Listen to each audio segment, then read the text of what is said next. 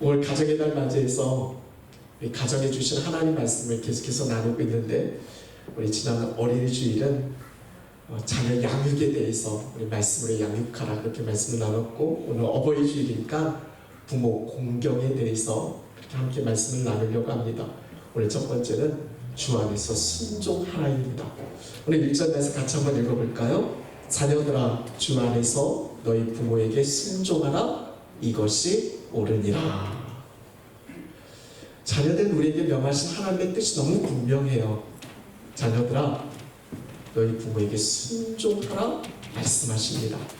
성경은 이것에 대해서 옳다 말씀하세요. 맞다라는 거죠. 헬라 원어의 뜻은 의롭다라는 거예요. 그러니까 부모에게 순종하라 이 말씀은 옳고 맞는 거고, 하나님께서 의롭다 말씀하시는 거예요. 여러분 그렇게 생각하세요? 부모에게 순종하는 게 맞다 생각하시나요?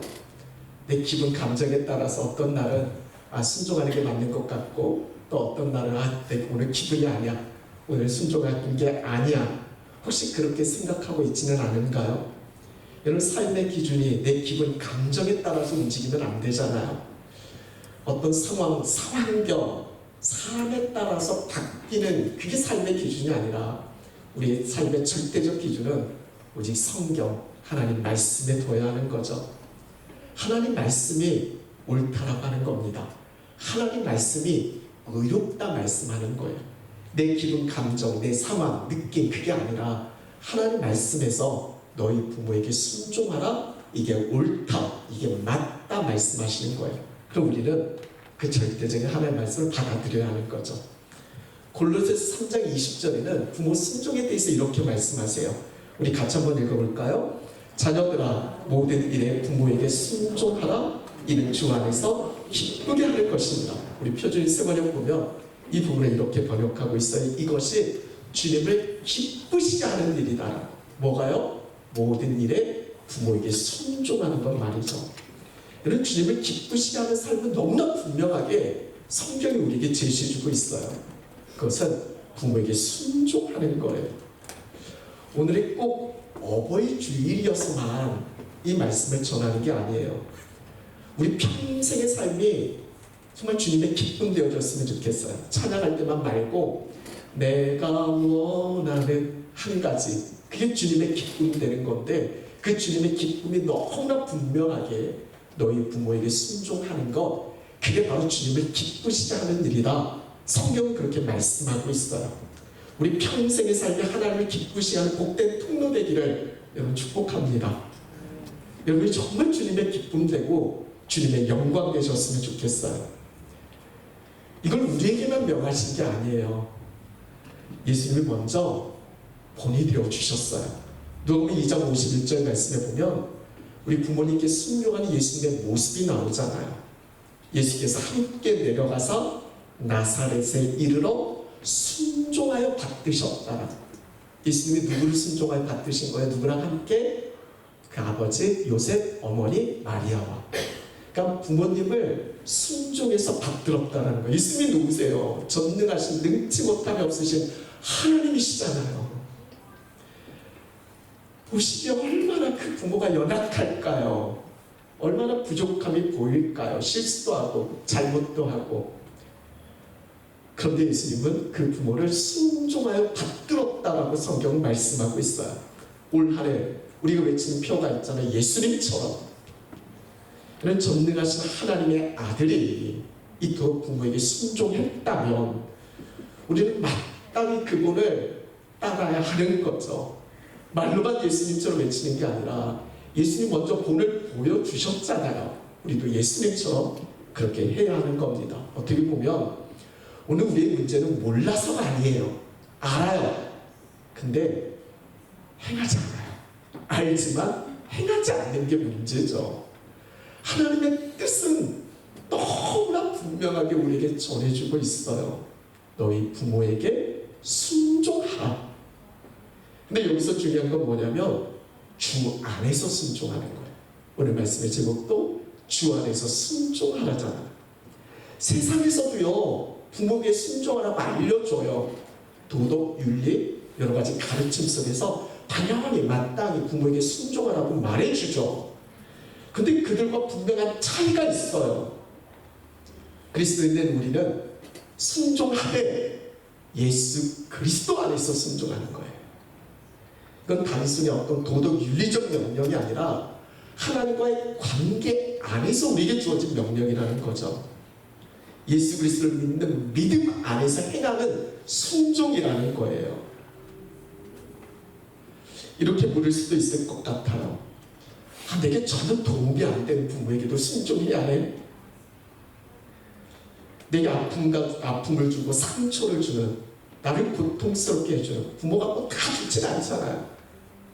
심지어 자녀를 버리는 부모도 계시잖아요. 내게 잘해준 거 하나도 없는데 그런 부모에게도 순종해야 돼요?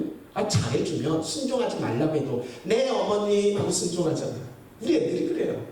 자기들이 원하는 거 막 들어줄 때는 네 어머니, 네 아버님.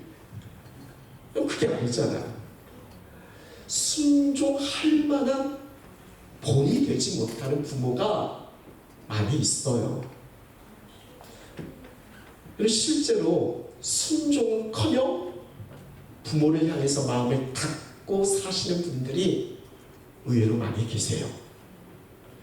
부모의 관계가 깨어진 그런 분들이 교회 안에서도 있어요. 물론 거기에는 부모의 잘못된 선택, 결정, 이게 문제가 될 수 있죠. 자녀에게서 문제가 아니라 부모에게서 문제를, 그 원인을 찾을 수도 있어요. 남들이 알지 못하는 그 사람, 그 가정만이 갖고 있는 어떤 고통과 말 못할 사연이 분명 있을 거예요. 성경 말씀을 보면 때로는 아무리 하나님의 뜻이어도 이건 내 상황, 내 어떤 처지 형편과 너무 맞지 않는, 그래서 아무리 하나님의 뜻이어도 이건 지금 내게 지금 내 상황과 너무 고려하지 않은 그런 말씀이야 하면서 그 말씀이 잘 들리지 않을 때가 종종 많이 있어요. 근데 여러분, 우리는 잊어서는 안 되죠. 오늘 이 자리에 계신 저와 우리는 예수님 믿는, 예수님 안에 있는 자예요. 아니에요? 아무 대답이 없어요. 우리 로마서 8장 말씀 외웠잖아요. 우리는 누구 안에 있어요? 그리스도 예수 안에 있는 자예요. 주 안에 있는 자에게는 아무 근심 없다고 찬양했잖아요. 여러분, 그리스도인된 우리의 삶이 완전히 달라졌는데, 우리 예수를 믿음으로 인해서 우리의 삶의 위치는 이제는 예수 안에 있는 거예요. 영적 현 주소가 예수 아니라고 말씀드렸잖아요. 뉴질랜드 이 땅에 살고 있어도, 알바니아에 살고 있어도 이건 물리적 주소지, 우리는 그 어디 있어도, 전쟁 한복판에 있어도 우리의 영적 현 주소는 그리스도 예수 안에 있는 자예요. 이걸 놓치면 안 돼요. 얼마나 놀라운 특권이 있는 자. 우리 로마서 8장 다 들으셨잖아요. 외우셨잖아요. 그럼 우리 이제 그리스도 예수 안에 있는 자에게는 결코 뭐가 없대요? 종장이 없대요. 그러면서 마지막 39절은 어떻게 끝나요? 우리를 그리스도 예수 안에 있는 하나님의 사랑에서 끊을 수 없대요. 예수 안에 하나님의 사랑, 끊을 수 없는 하나님의 사랑이 우리 가운데 있다라는 거예요. 더 이상 우리는 죄 가운데 고통하는 인생이 아니에요. 예수님 안에서, 그분 안에서 참된 자유와 평안과 영원한 기쁨의 삶을 누리게 되어졌어요. 우리가 잘나고 뭔가 특별하고 대단해서가 아니죠. 어떤 자격과 조건이 있어서가 아니라, 그렇게 된 거는 through Christ Jesus, 오직 예수 그리스도를 통해서 하나님이 하신 일이에요. 주님을 십자가에 내어 죽게 하시기까지 우리를 사랑하신 전적인 하나님의 은혜 때문에 저와 여러분, 우리가 예수 안에 있게 되어졌다는 거죠. 우리를 그 품에 안으시기 위해서 우리 주님께서 치르신 대가가 얼마나 놀라워요. 오늘 저와 여러분, 그 은혜를 누리고 있다는 거죠. 한번 생각해 보세요. 너 내 안에 있어. 우리 연애할 때 그러자, 남자들이 여자들을 향해서 너 내 안에 있다? 몰라요? 파리의 연인 옛날에 너 내 안에 있다 막 그러잖아요. 이게 무슨 말이에요? 내가 너 항상 붙든다는 거죠. 책임진다는 거죠. 보호한다는 거죠. 내 마음 가운데 늘 네가 있다라는 거예요. 그럼 우리가 주님 안에 있다라는 거, 그 말씀이 우리에게 전해진다는 거, 하나님 뭐예요? 주님 안에 너를 지키겠다라는 거죠. 보호하겠다라는 거죠. 책임지겠다라는 거죠. 영원히 함께하겠다라는 거예요. 주님 안에 보호받는 우리 얼마나 놀라워요. 얼마나 든든하고 얼마나 안심인데요.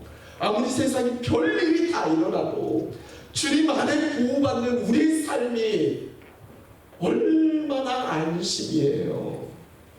그 안에서 우리는 그분의 말씀을 듣는 거예요. 주 안에서 내가 어떤 존재인지 그거 우리는 절절히 깨달아야 돼요. 주님 안에 내가 어떤 존재인지를 깨닫게 되어지면 우리는 어떤 관계 문제도 그걸 뛰어넘을 수 있는 능력이 그 안에 주어져요. 주님 안에서 우리의 부모를 바라보세요. 그러면 어떤 부모도 용서하지 못할, 사랑하지 못할 부모 없어요. 그리스도인에게 부모는 다 좋은 부모라고 하잖아요. 그분이 나를 고통스럽게 하고 힘들게 했어도 결국에는 그분 때문에 더 주님 깊이 바라볼 수 있는 은혜가 내게 부어질 수 있어요.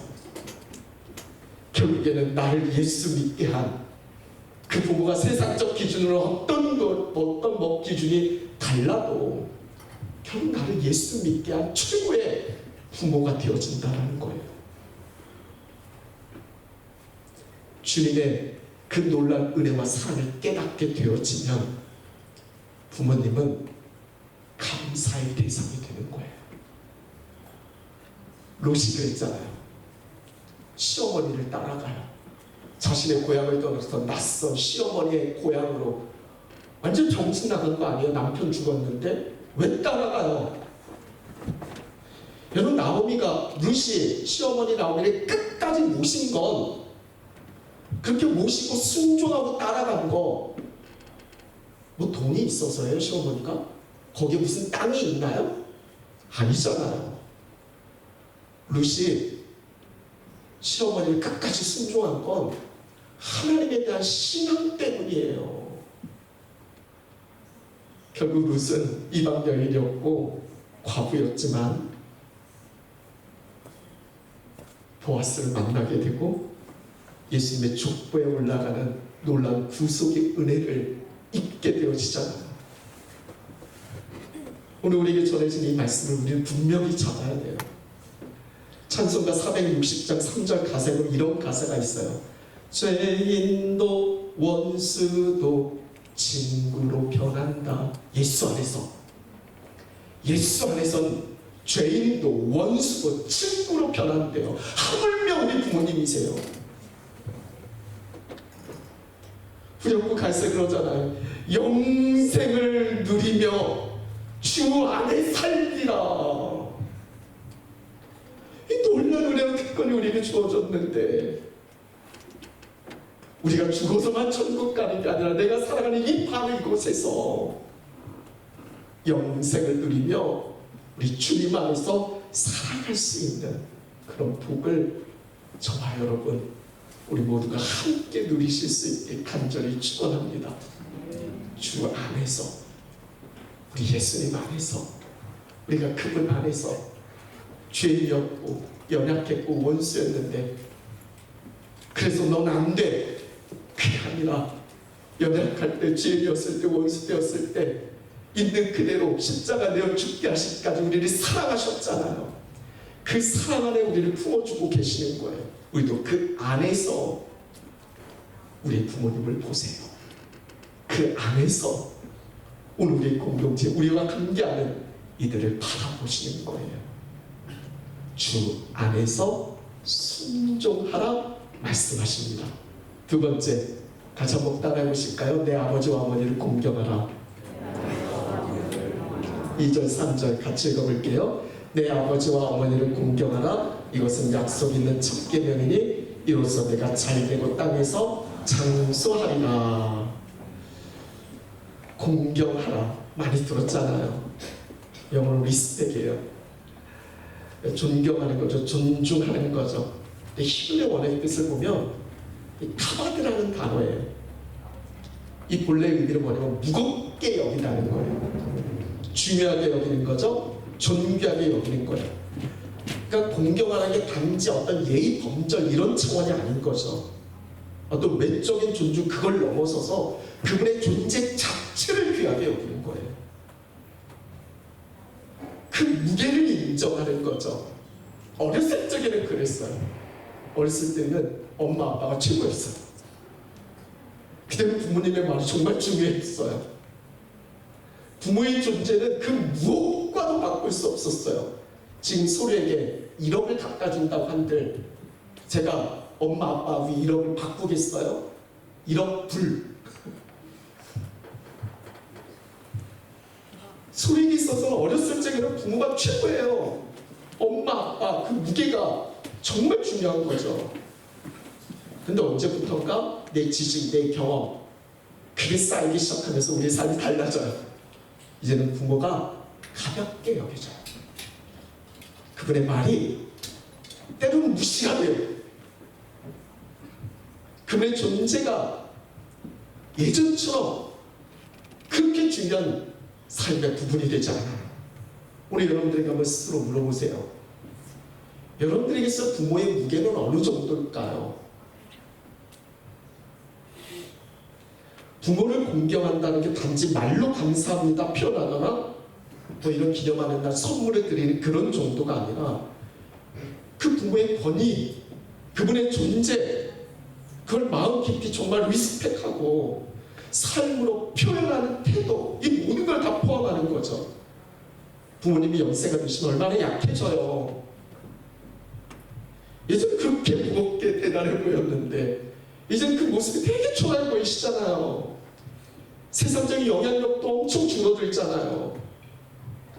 그럼에도 그분들을 무겁게 여기며 귀히 여기는 것, 이것이 오늘 성경에서 말하는 공경이에요.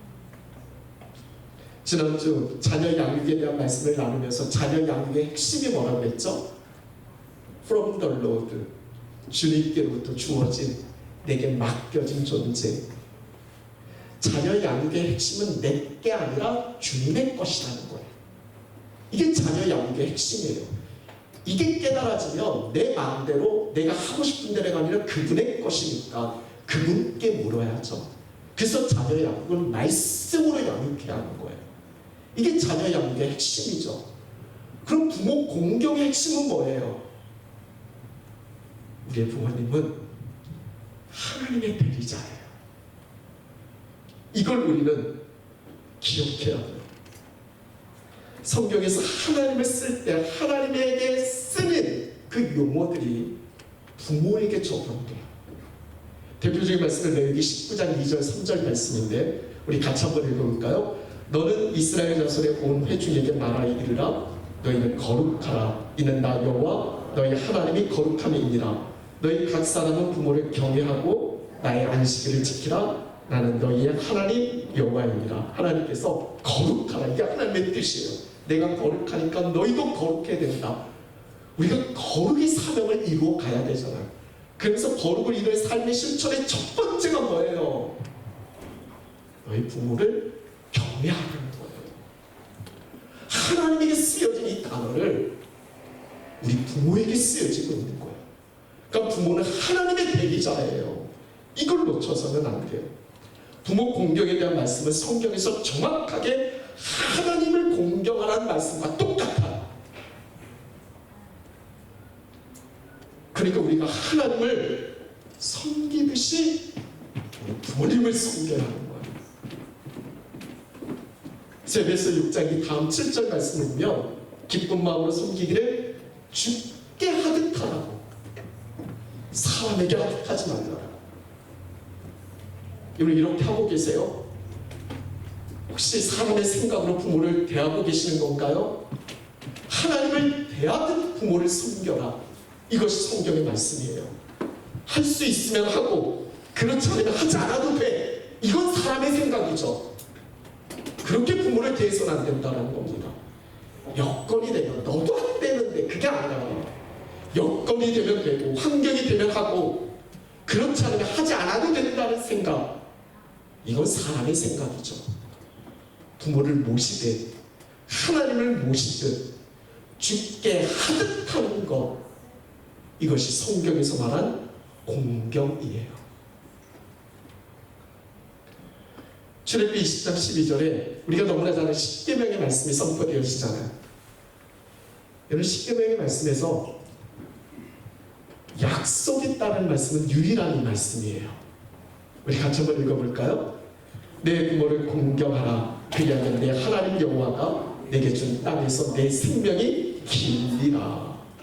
십계명 중에서 유일하게 약속이 동반된 계명, 내 부모를 공경하라. 오늘 이 에베소 말씀이 이 말씀을 인용한 거죠. 그래서 이렇게 해석하는 거예요. 이것은 약속이 있는 첫 계명이니 이로써 내가 잘되고 땅에서 장수하리라. 정말 잘 되셨으면 좋겠어요. 장수하셨으면 좋겠어요. 근데 여기서 장수가 단지 오래 사는 것만 의미하는 게 아니에요. 하나님의 질서 가운데서 참된 평안과 만족을 누리고 축복된 삶을 살아가는 모든 것이 다 여기에 담겨져 있어요. 부모를 공경하는 삶이 이런 삶이라는 거예요. 부모를 공경하는 건 하나님의 권위를 존중하는 거예요. 그것에 대한 하나님의 응답은 풍성한 삶과 형통의 복을 약속해 주세요. 그러니까 여러분, 우리 이 본문의 말씀을 우리 삶 속에서 어떻게 대하느냐에 따라서 우리 삶의 질이 달라지는 거예요. 근데 이렇게 묻죠.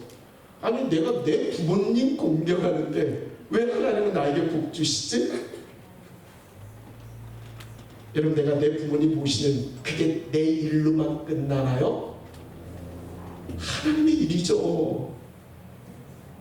마태복음 25장 40절 너무나 잘 아는 말씀이잖아요. 여기 내 형제 중에 지극히 작은 자 하나에게 한 것이 곧 내게 한 것이다. 하물며 하나님의 대리자이신 부모님에 대해서 잘 섬기는 일이 왜 하나님의 일이 아니겠어요? 부모를 잘 섬기고 순종하고 공경함으로 오늘 우리 가정 가운데 주신 하나님의 복을 마음껏 누리실 수 있는 여러분 모두가 되실 수 있게 간절히 축복합니다. 말씀을 마무리합니다. 우리 5월달 되면 우리 가정에 대한 말씀이 선포되어지잖아요. 자녀하고 관계가 좀 어려우면 이 자녀에 대한 말씀 듣기가 어렵고, 부모에 대한 관계가 좀 안 좋으면 부모에 대한 말씀 듣기가 어렵고, 이 부부 사이 안 좋으면 또 부부에 대한 관계 말씀 듣기가 어렵고, 가족에 대한 말씀 전하는 게 참 어려워요. 오늘 여러분들은 어떠신지 모르겠어요. 혹시 오늘 말씀 가운데 마음이 부담되고 불편하신 분들도 계실 거예요. 순종커녕 쳐다도 보지 않는데 얼마나 부담스럽게 불편하겠어요. 부모가 내게 정말 해준 게 없거든요. 내게 상처와 아픔만 줬거든요. 내가 부모 때문에 얼마나 힘들었는지. 사랑하는 여러분, 우리의 부모는 완벽하지 않아요. 여러분이 잘 아시잖아요. 여러분은 완벽한 부모예요. 오늘 우리가 하나님 말씀을 대할 때 기억해야 할 게 뭐냐면, 이 말씀을 전하시는 분이, 내게 들려주시는 분이 누구냐를 집중하세요. 이 말씀을 나한테 던져주고도 한번 고생해봐 이렇게 하신 분이 아니에요. 이 말씀을 우리에게 주시기 위해서 생명 내어 죽기까지 사랑하신 그분의 말씀이라는 거예요. 생명 내어 죽기까지 사랑하신 하나님께서 내게 들려주시는 말씀, 부모에게 순종해. 너의 부모를 공경해. 이 순종과 공경을 완벽히 사는 게 아니에요.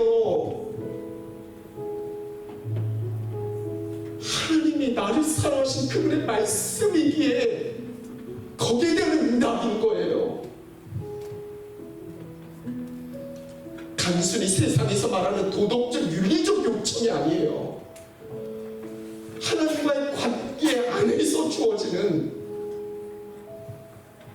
우리의 부모를 귀히 여기고 섬기는 그분들의 존재를 우리가 존중함으로 하나님의 질서를 따르는 거예요.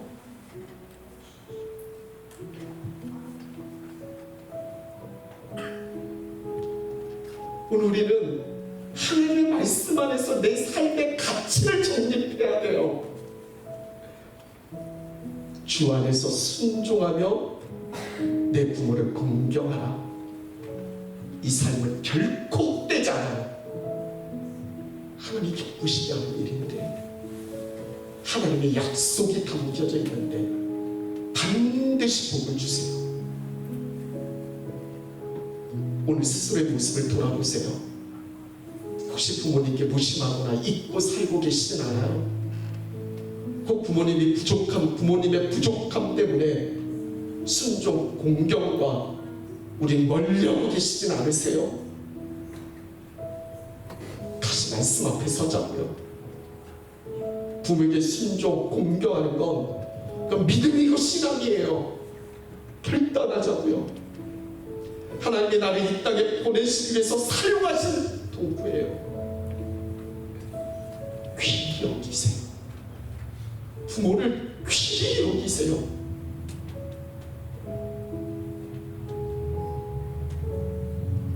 사실 난 그렇게 많지 않아요. 감사함을 표하세요. 작은 것 하나에서도 실천하세요. 멀리 떨어졌다고 그냥 넘어가시지 말고 전화 한 통 안 해도 하세요. 감사의 한마디를 전하세요. 우리 기도 속에 우리 부모를 향한 그 간절한 중보의 마음을 담아서 기도하자고요. 이 모든 것이 주를 기쁘시게 하는 삶의 실천이에요. 그리고 이 삶은 하나님과의 관계를 더 깊게 만들어줘요. 그리고 우리의 사랑하는 자녀들에게도 거룩한 본이 되어지는 거예요. 자녀들 다 보거든요. 다 알거든요. 오늘 하나님 우리에게 말씀하세요. 너에게 정말 복 주고 싶어. 그 시작은 주 안에서 순종하고 내 부모를 공경하라. 사랑하는 여러분, 순종으로 나갑시다. 하나님의 기쁘시게 하는 삶을 살고 그 복을 누리시는 저와 여러분 우리 모두가 되어질 수 있게 간절히 축원합니다.